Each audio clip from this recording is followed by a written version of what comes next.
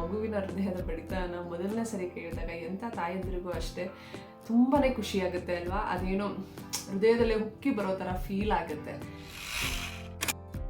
Hi, ನಮಸ್ಕಾರ ಎಲ್ರಿಗೂ. Welcome back to my YouTube channel. ಎಲ್ಲರೂ ಹೇಗಿದ್ದೀರಾ?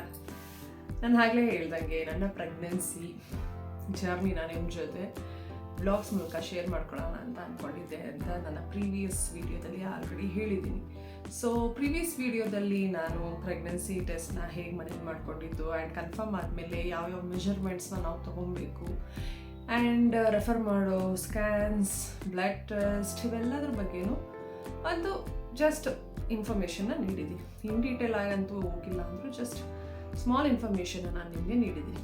ಸೊ ಇವತ್ತಿನ ವಿಡಿಯೋದಲ್ಲಿ ನಾನು ನಿಮಗೆ ಹೇಳೋಕೆ ಹೊರಟಿರೋದು ಇನ್ ಡೀಟೇಲ್ ಆಗಿ ಫಸ್ಟ್ ಮಾಡುವಂಥ ಸ್ಕ್ಯಾನ್ ಆ್ಯಂಡ್ ಅದರಲ್ಲಿ ಬರುವಂತಹ ರಿಪೋರ್ಟ್ಸ್, ನೀವು ಏನನ್ನ ಆ ರಿಪೋರ್ಟ್ಸ್ ಬರುತ್ತಲ್ವ ನಿಮ್ಮ ಕೈಗೆ, ಅದರಲ್ಲಿ ಯಾವ್ಯಾವ ಪಾಯಿಂಟ್ಸ್ನ ನೀವು ನೋಡಬೇಕು ಆ್ಯಂಡ್ ಡಾಕ್ಟರ್ಸ್ ಜೊತೆ ಡಿಸ್ಕಸ್ ಮಾಡಬೇಕು, ಇವೆಲ್ಲದ್ರ ಬಗ್ಗೆ ನಾನು ಶೇರ್ ಮಾಡ್ತಾ ಇದ್ದೀನಿ.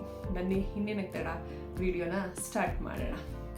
ಪ್ರೆಗ್ನೆನ್ಸಿ ಕನ್ಫರ್ಮ್ ಆದಮೇಲೆ ನೀವು ಹಾಸ್ಪಿಟಲ್ ವಿಸಿಟ್ ಮಾಡಬೇಕು ಆ್ಯಂಡ್ ಫಾಲಿಕ್ ಆ್ಯಸಿಡ್ನ ಮಸ್ಟಾಗಿ ತಗೋಬೇಕು ಅಂತ ಹೇಳಿದ್ದೆ. ಅದಾದಮೇಲೆ ಅವ್ರು ಬರ್ಕೊಡೋಂತಹ early pregnancy scan report and blood test ಇವೆಲ್ಲದ್ರ ಬಗ್ಗೆನೂ ನನಗೆ ಏನೇನು ಬರ್ಕೊಟ್ಟಿದ್ರು ಆ ರಿಪೋರ್ಟ್ಸ್ನ ನಾನು ನಿಮ್ಮ ಜೊತೆ ಶೇರ್ ಮಾಡ್ತಾ ಇದ್ದೀನಿ. ನನ್ನ ರೆಗ್ಯುಲರ್ ಚೆಕಪ್ನ ಮಾಡಿಸ್ತಿರೋದು ಮದರ್ಹುಡ್ ಹಾಸ್ಪಿಟಲಲ್ಲಿ. ಬಿಕಾಸ್ ಏನಕ್ಕೆ ಅಂದರೆ ನನಗೆ ಅದೇ ನಿಯರ್ ಬೈ ಹಾಸ್ಪಿಟಲ್ ಇರೋದು. ಸೊ ತುಂಬ ದೂರ ಇದ್ದರೆ ಟ್ರಾವೆಲ್ ಮಾಡೋದಕ್ಕೂ ಕಷ್ಟ ಆಗುತ್ತೆ ಅನ್ನೋ ಒಂದೇ ರೀಸನ್ ಇದಕ್ಕೋಸ್ಕರ ನಾವು ಆ ಒಂದು ಹಾಸ್ಪಿಟಲ್ನ ಸೆಲೆಕ್ಟ್ ಮಾಡಿದ್ದೀವಿ. ಸೊ ನಿಮಗೂ ನಿಯರ್ ಬೈ ಹಾಸ್ಪಿಟಲ್ಸ್ನ ನೀವು ಸೆಲೆಕ್ಟ್ ಮಾಡಿಕೊಂಡ್ರೆ ನಿಮಗೂ ಒಳ್ಳೆಯದು. ಸೊ ಆರಾಮಾಗಿ ಓಡಾಡ್ಬೋದು. ಈ ಬೆಂಗಳೂರು ಟ್ರಾಫಿಕಲ್ಲಿ ನಿಮಗೆ ಗೊತ್ತಿರುತ್ತಲ್ಲ, ಟ್ರಾಫಿಕ್ ಇರುತ್ತೆ, ಆನ್ ಟೈಮ್ಗೆ ಹೋಗೋಕ್ಕಾಗಲ್ಲ, ಇವೆಲ್ಲ ಕಷ್ಟ ಆಗುತ್ತೆ. ಸೊ ಅದಕ್ಕೋಸ್ಕರ ನಿಯರ್ ಬೈ ಇದ್ದರೆ ನಿಮಗೂ ಟ್ರಾವೆಲ್ ಮಾಡೋದು ಕಡಿಮೆ ಆಗುತ್ತೆ. ಸೊ ಈಗ ನಾನು ನಿಮಗೆ ಹೇಳಕ್ಕೆ ಹೊರಟಿರೋದು ನನ್ನ ಫಸ್ಟ್ ಅರ್ಲಿ ಪ್ರೆಗ್ನೆನ್ಸಿ ಸ್ಕ್ಯಾನ್, ಓಕೆನಾ? ಸೊ ನೀವು ನೋಡ್ತಿರ್ಬೋದು, ಇದು ಒಂದು ಅರ್ಲಿ ಪ್ರೆಗ್ನೆನ್ಸಿ ಸ್ಕ್ಯಾನ್ ರಿಪೋರ್ಟ್ ನಾನು ನಿಮಗೆ ತೋರಿಸ್ತಾ ಇದ್ದೀನಿ. ಅದನ್ನು ಇಲ್ಲಿ ಏನೇನು ರಿಪೋರ್ಟ್ ಫಸ್ಟ್ ಏನೇನು ಕೊಟ್ಟಿರ್ತಾರೆ ಅನ್ನೋದನ್ನು ನಾನು ನಿಮಗೆ ಹೇಳ್ತಾ ಇದ್ದೀನಿ. ಸೊ ಇಲ್ಲಿ ನಿಮಗೆ ಲಾಸ್ಟ್ ಪೀರಿಯಡ್ ಯಾವಾಗಾಗಿತ್ತು ಆ ಡೇಟ್ನ ಮೆನ್ಷನ್ ಮಾಡ್ತಾರೆ ಆ್ಯಂಡ್ ಕನ್ಸೆಪ್ಷನ್ ಸ್ಪಾಂಟೇನಿಯಸ್ ಆ್ಯಂಡ್ ನಿಮ್ಮ ಡೆಲಿವರಿ ಡೇಟ್ ಯಾವಾಗ ಅಂತ ಎಸ್ಟಿಮೇಟೆಡ್ ಡೇಟ್ನ ನಿಮಗೆ ಅವ್ರಿಗೆ ಸ್ಕ್ಯಾನಲ್ಲಿ ಗೊತ್ತಾಗುತ್ತೆ. ಆ ಡೇಟ್ನ ಇಲ್ಲಿ ಮೆನ್ಷನ್ ಮಾಡ್ತಾರೆ. ನನ್ನ ಸ್ಕ್ಯಾನ್ ಡೇಟಲ್ಲಿ ಎಸ್ಟಿಮೇಟೆಡ್ ಡೆಲಿವರಿ ಡೇಟ್ ಬಂದಿರೋದು 18 ಜಾನ್ ಅಂತ ಮೆನ್ಷನ್ ಮಾಡಿದ್ರು. ಇದು ಅರ್ಲಿ ಪ್ರೆಗ್ನೆನ್ಸಿ ಸ್ಕ್ಯಾನಲ್ಲಿ. And blood group, weight, height ಇವೆಲ್ಲನೂ ಅವರಲ್ಲಿ ನಿಮ್ಮನ್ನ ಕೇಳ್ತಾರೆ. ಅದಾದಮೇಲೆ ಸಪೋಸ್ ನಿಮಗೆ ಫಸ್ಟ್ ಟೈಮ್ ಮಗು ಇದ್ದರೆ ಆ ಮಗು ಗಂಡೋ ಹೆಣ್ಣೋ ಅದು ಯಾವಾಗಾಯಿತು ಆ್ಯಂಡ್ ಅದು ನ್ಯಾಚುರಲ್ ನಾರ್ಮಲ್ ಡೆಲಿವರಿನ ಆರ್ ಸಿ ಸೆಕ್ಷನ್ನ, ಅದು ನ್ಯಾಚುರಲ್ ಕನ್ಸೀವಾ, ಈ ಎಲ್ಲ ಹಿಸ್ಟ್ರಿನೂ ನಿಮ್ಮಿಂದ ಅವ್ರು ಕಲೆಕ್ಟ್ ಮಾಡ್ಕೊತಾರೆ, ಓಕೆನಾ? ಇದಾದಮೇಲೆ ಎಲ್ಲ ತಾಯಂದರು ಕಾಯುವಂತಹ ವೆಯ್ಟ್ ಮಾಡ್ತಿರುವಂತಹ ಮೂಮೆಂಟ್ ಅಂದರೆ ಹಾರ್ಟ್ ಬೀಟ್. ಎಸ್, ನಿಮಗೆ ಇದು ಫಸ್ಟ್ ಪ್ರೆಗ್ನೆನ್ಸಿನೇ ಆಗಿರಲಿ, ಸೆಕೆಂಡ್ ಪ್ರೆಗ್ನೆನ್ಸಿನೇ ಆಗಿರಲಿ, ಎಲ್ಲ ತಾಯಂದರಿಗೂ ತನ್ನ ಮಗುವಿನ ಹಾರ್ಟ್ ಬೀಟ್ ಕೇಳುವಂತಹ ಕ್ಷಣ ತುಂಬ ರೋಮಾಂಚಕವಾಗಿರುತ್ತೆ. ನನಗೂ ಅಷ್ಟೇ. ಆ್ಯಕ್ಚುಲಿ ನನ್ನ ಫಸ್ಟ್ ಪ್ರೆಗ್ನೆನ್ಸಿಲಿ ನನ್ನ ಮಗು ಹಾರ್ಟ್ ಬೀಟ್ ಕೇಳಿಸಿದಾಗ ನನಗೆ ಏನೋ ದೊಡ್ಡ ಗುಡುಗುನೇ ಬಡ್ದಂಗೆ ಆಗಿತ್ತು, ಅಷ್ಟು ಜೋರಾಗಿತ್ತು. ಆ್ಯಂಡ್ ಒಂದು 180 ಇತ್ತು ರೀಡಿಂಗು. ಈ ಮಗುಗೆ 160 ಬಂದಿದೆ, 160 BPM ಅಂತ ಬಂದಿದೆ. ಸೊ ಆ ಮಗು ಫಸ್ಟ್ ಟೈಮೇ ನಿಮ್ಗೆ ಎಕ್ಸ್ಪೀರಿಯನ್ಸ್ ಆಗಿದ್ರು, ಸೆಕೆಂಡ್ ಟೈಮಲ್ಲೇ ನೀವು ಕನ್ಸೀವ್ ಆಗಿ ಸೆಕೆಂಡ್ ಟೈಮ್ ಪ್ರೆಗ್ನೆನ್ಸಿಯಲ್ಲೂ ನೀವು ಆ ಒಂದು ಮಗುವಿನ ಹಾರ್ಟ್ ಬೀಟ್ಗೆ ಎಲ್ಲ ತಾಯಂದಿರನ್ನು ವೇಟ್ ಮಾಡಿರ್ತಾರೆ. Either it is first or second, ಎಲ್ಲ ಒಂದು ಪ್ರೆಗ್ನೆನ್ಸಿನೂ ತಾಯಿಗೆ ಮುಖ್ಯ.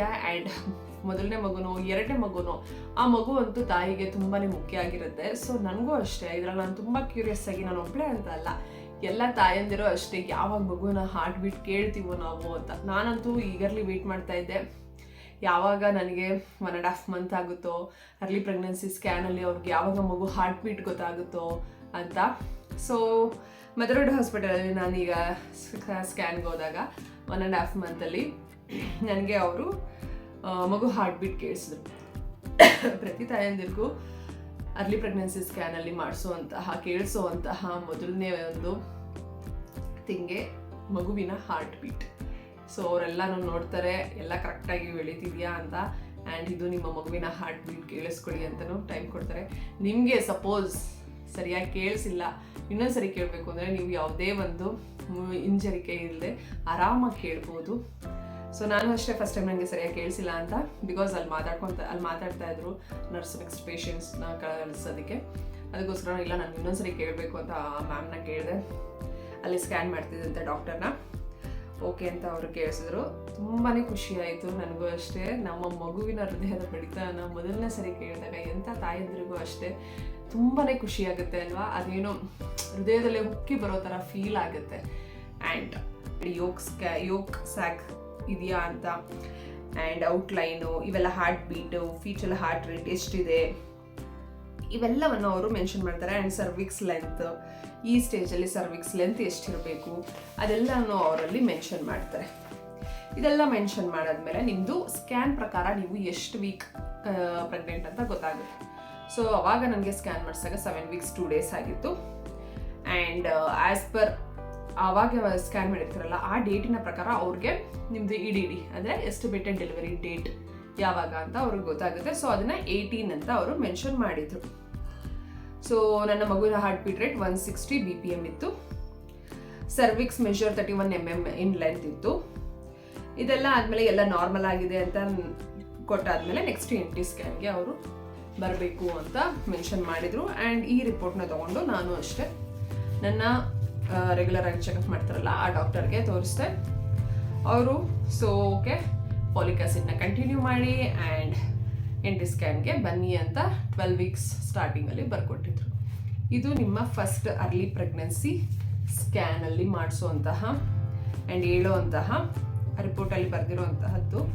ಆ್ಯಂಡ್ ನೀವು ಜನರಲಿ ಈ ಒಂದು ಡೀಟೇಲ್ಸ್ನ ಮೆನ್ಷನ್ ಮಾಡಿರ್ತಾರೆ ಅಂತ ನಾನು ನಿಮಗೆ ಒಂದು ಇನ್ಫಾರ್ಮೇಷನ್ನ ಕೊಡ್ತಾ ಇದ್ದೀನಿ. ಸೊ ಇದಾದಮೇಲೆ ಬ್ಲಡ್ ಟೆಸ್ಟ್. ಸೊ ಅದು ನಿಮಗೆ ಅರ್ಲಿ ಪ್ರೆಗ್ನೆನ್ಸಿ ಸ್ಕ್ಯಾನ್ ಬಗ್ಗೆ ಆದರೆ, ಇನ್ನು ನಿಮಗೆ ಬ್ಲಡ್ ಟೆಸ್ಟ್ ನಾನು ಆಲ್ರೆಡಿ ಹೇಳಿದಾಗೆ ನಿಮಗೆ ನಿಮ್ಮ ಬ್ಲಡ್ ಗ್ರೂಪ್ ಯಾವುದು ಆ್ಯಂಡ್ ಗ್ಲೂಕೋಸ್ ಲೆವೆಲ್ ಹೇಗಿದೆ, next BP and HIV test ಮಾಡ್ತಾರೆ, thyroid level and vitamin screening, ಇವೆಲ್ಲ ಟೆಸ್ಟಸ್ನ ಸಹ ಅವ್ರು ಇನ್ಕ್ಲೂಡ್ ಮಾಡ್ತಾರೆ. ಸೊ ಇದು ಆ ಬ್ಲಡ್ ಟೆಸ್ಟ್ ರಿಪೋರ್ಟು. ಇಷ್ಟು ಪೇಜಸ್ಸಲ್ಲಿ ಅವರು ನಿಮಗೆ ಈ ರಿಪೋರ್ಟ್ಸ್ನ ಶೇರ್ ಮಾಡ್ತಾರೆ.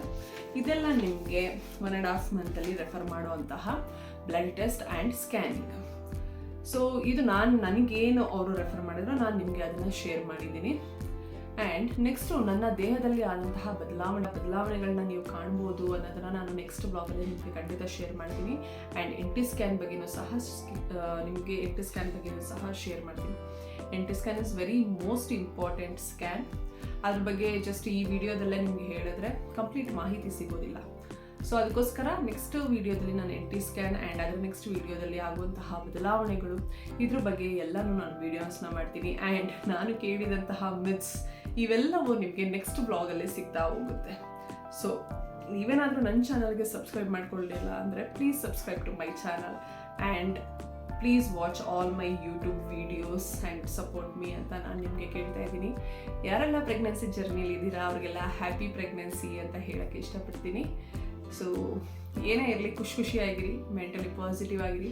ಹೇಳಿದಿರೋಂತಹ ಯೋಚನೆಗಳೇ ತಲೆಯಲ್ಲಿ ತುಂಬಿಕೊಳ್ಳುತ್ತೆ ಈಗ, ಬಟ್ ಅವನ್ನೆಲ್ಲ ಮೀರಿ ನಾವು ಪಾಸಿಟಿವ್ ಆಗಿರೋಕ್ಕೆ ಟ್ರೈ ಮಾಡೋಣ. ಸೊ ಸಿಗ್ತೀನಿ ನೆಕ್ಸ್ಟ್ ವಿಡಿಯೋದಲ್ಲಿ. ಅಲ್ಲಿವರೆಗೂ ನಮಸ್ಕಾರ.